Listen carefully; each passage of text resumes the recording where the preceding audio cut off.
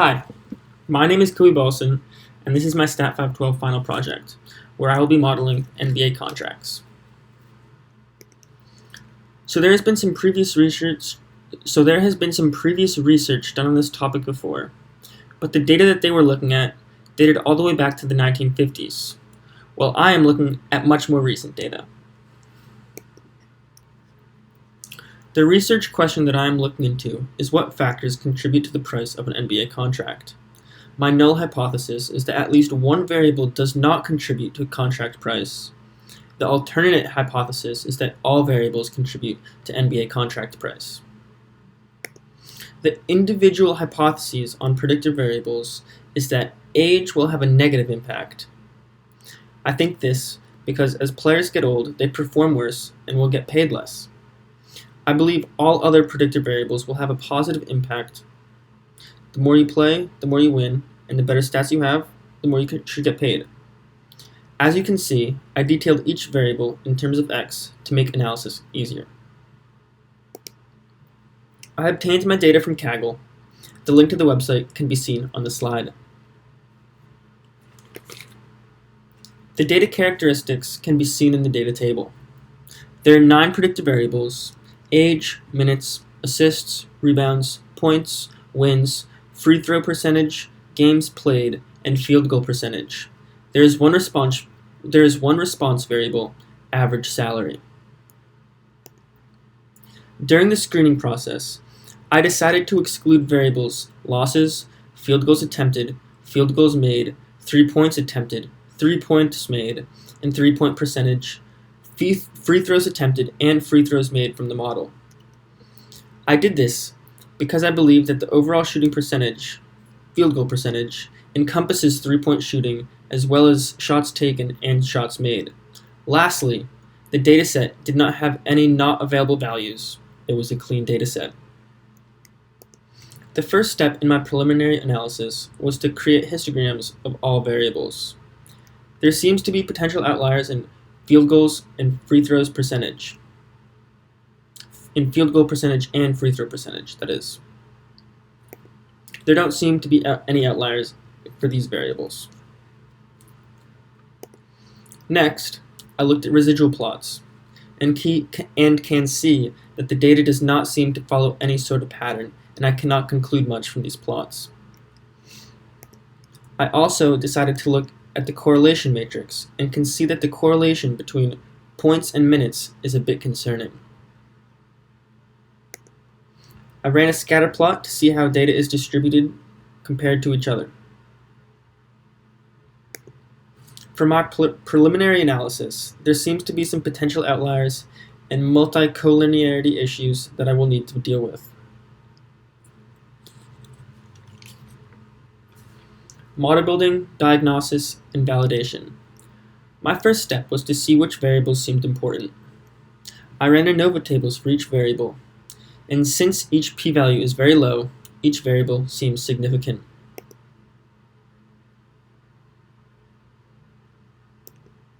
I also decided to examine added variable plots for each variable to see their influence. As you can see, most variables are important, but minutes, age, and field goal percentage don't seem to have much influence. Free throw percentage and games played seems to have negative influence. Next, I ran a best subset model to see what the automatic model selection has to say. It seems to me that a model consisting of games played, wins, rebounds, and points would be a good model. However, since I have not checked any assumptions and the extremely large press p-values, I will not be dropping any variables yet. Here, I am checking the linearity assumption.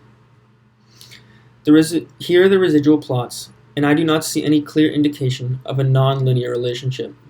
The residuals seem to be somewhat randomly distributed, so I believe this meets the linearity assumption. This is a check for the normality assumption. As you can see, the theoretical quantities deviate from zero. As the theoretical quantities deviate from zero, the QQ plot becomes less stable.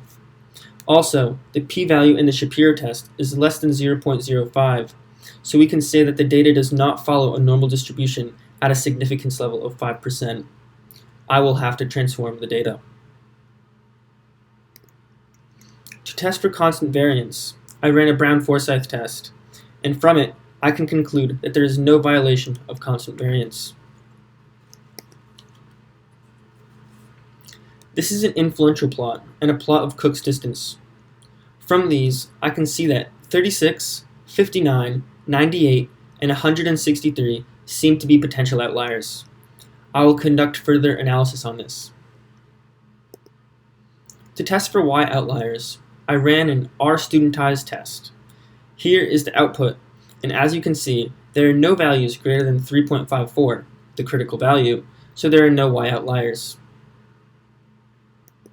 To test for X outliers, I tested with the hat matrix for influence. 2H equals 0.1005, and if the hat values are greater than that, then there's outliers. From the output, I can see that 36, 59, 62, 72, 104, 110, 116, 152, 155, and 163 are all X outliers.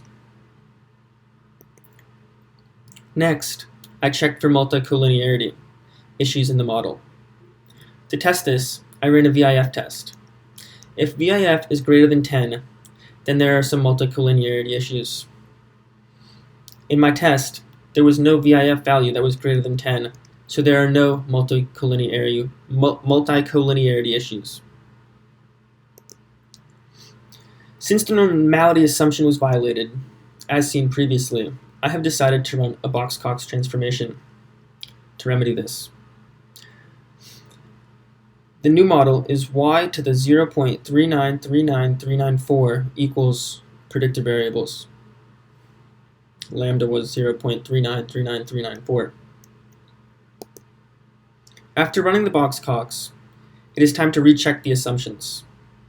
The model looks to be much more normal, and the p-value confirms this. The normality assumption is no longer violated. After the transformation, the model still has constant variance, according to the Brown-Forsyth test. After the transformation, the residuals still don't seem to follow any nonlinear pattern and still look to be somewhat normally distributed, so the linearity assumption is not violated. Now I have decided to rerun the best subset test with the transformed data. From the low press P, CP, and high R-squared adjusted, I believe that the model using games played, wins, rebounds, points, and minutes is the best model, and I will be dropping the other variables. With the new model, I ran added variable plots to check the influence of the remaining variables. Minutes does not seem to have much influence, but I feel strongly that this is an important predictor for NBA contracts, so I believe it should not be dropped from the model.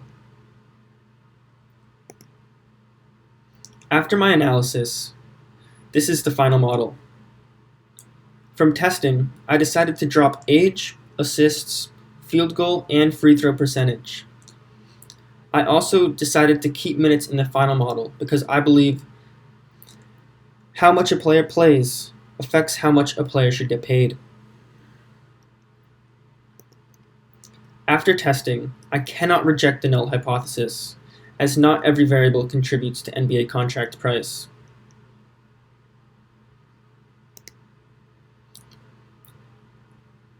For B1, I reject the null hypothesis. For B2, I reject the null hypothesis. For B3, I do not reject the null hypothesis. For B4, I reject the null hypothesis. For B5, I reject the null hypothesis. For B6, I do not reject the null hypothesis. For B7, I reject the null hypothesis. For B8 and B9, I do not reject the null hypothesis.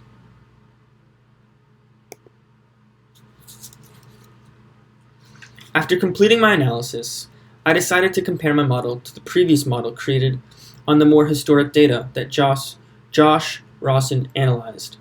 After my comparison, I found that we both believe that points is an important factor in NBA contract prices.